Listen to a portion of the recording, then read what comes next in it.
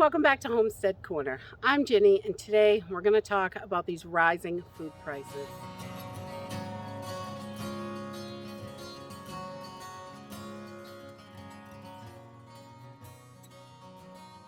Today has been such a crazy busy day. We have been running errands and digging around in the garden, and it's just been crazy busy. And just trying to keep on top of everything, the pantry, our gardens, everything else. We want to make sure that we're really keeping on top of that. When I ran into BJ's today, I did notice one thing really struck me. I mean, the prices are rising on everything. The boxes of cereal were the smallest I've ever seen them in a wholesale club, honestly. I was really surprised. I mean, it was the cheapest cereal on the shelf. I think it was Golden Grams, and it was like $5.99 for 2 bags. But the box was literally this teeny square. It looked like the cereal was in tubes inside. Um, it was, the boxes are just getting smaller and smaller for the price that you're paying. And I also noticed the coffee because I love coffee and I buy a lot of coffee. And we were buying a 40-ounce bag of beans, coffee beans. The Wesley Farms, it was the store brand. It's just organic Colombian coffee and Peruvian, nothing fancy, just plain old coffee.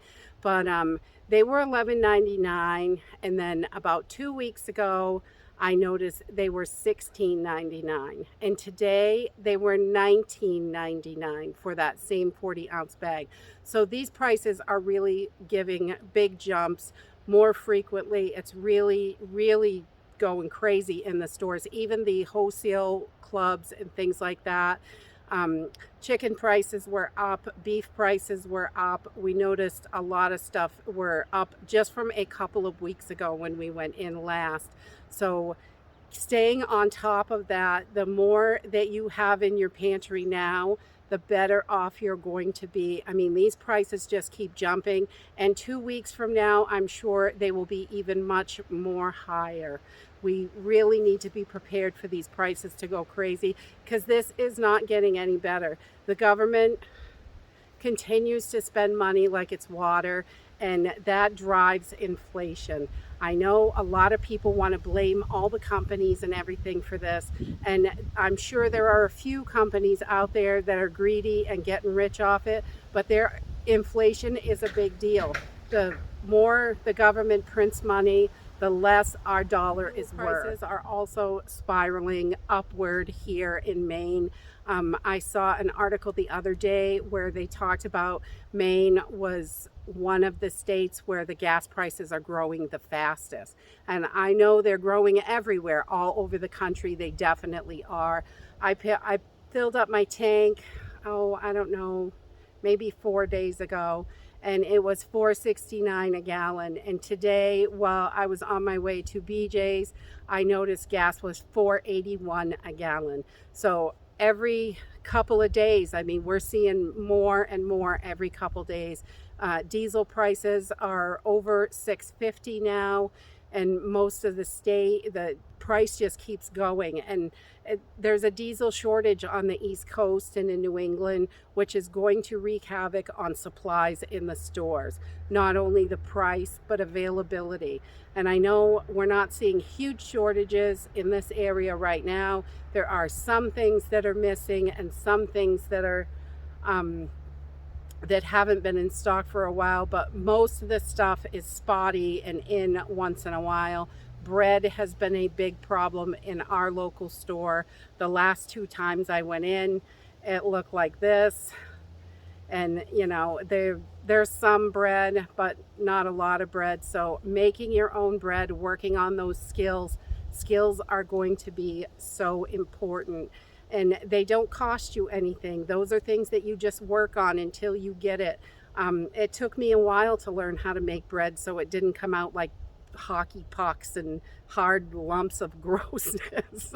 I had quite a few failures in the beginning, but bread is one of those things. If you keep working at it, you will get it. And it's definitely one of those things. And keep working at those gardens, even if you have failures. Clean out the bed, replant it, try something else. I know this year my spinach really, because of the weather, I think spinach is a cold weather crop. It likes the cooler temperatures, and we went from 0 to 100 in days. So, I mean, we're having really hot days most of the time. It was over 100 the other day, and the spinach is just like, no way, I'm not doing it. So pay attention to what your plants are doing, and if they start to fail, or if you're having something that isn't coming up, plant something else in there, try something else. You want to make sure that you keep trying and get the plants that work really well for your area. And sometimes I do great on spinach, sometimes I can't eat it fast enough and preserve it quick enough. But other times, like this year, the weather has been so wonky that it really is difficult to make sure that your plants are getting in at the right time. It was really cold and we got snow after I planted our spinach, and now it's so stinking hot. And even yesterday, a lady that we know not far away, a couple towns away, she had hail from the rainstorm that we had. And the night before, I had a tornado warning on my phone. I never had a tornado warning ever, but I did get this big alert thing came up on my phone for possible tornado in our area, which I thought was really odd. But the weather is definitely a little crazy this spring, so who knows? We got to be prepared for everything. Absolutely. Thankfully, our herb garden is doing really well. The peas and green beans, those are doing spectacular. We've got quite a few things that are doing really good, and the herb garden is really taken off. It really loves this kind of wonky weather, apparently. So we are going to have to harvest some of our chives and sage and things like that. So, which is great. I'm glad that we'll be able to get an early crop out of it, and it'll have time to regrow, so we will be able to get some more out of both of those. And everything, all the herbs are doing super duper good. The flowers are starting to bloom, which is nice. And remember, a lot of your local flowers, check them out, research them. A lot of them are edible.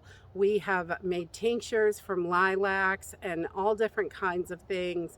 The Shasta daisies have great medicinal properties. There are lots of things that you might not think of that are edible and have good nutrition in them, or really great medicinal properties. So you can have them for whenever you're feeling under the weather. Keep your eye on these prices. Keep your pantry full. You definitely want to keep that pantry full, because these prices are just running away, and we are not going to be able to keep up with it. It's not going to slow down anytime soon. The stock market has taken a big hit. Like 8 weeks in a row it was down, and they say that is the worst since the 1930s. It was up a little bit today, but it can go back down at any moment. And that's it for today. If you like this video, give me a thumbs up. Subscribe. I'll see you in the next video. Bye.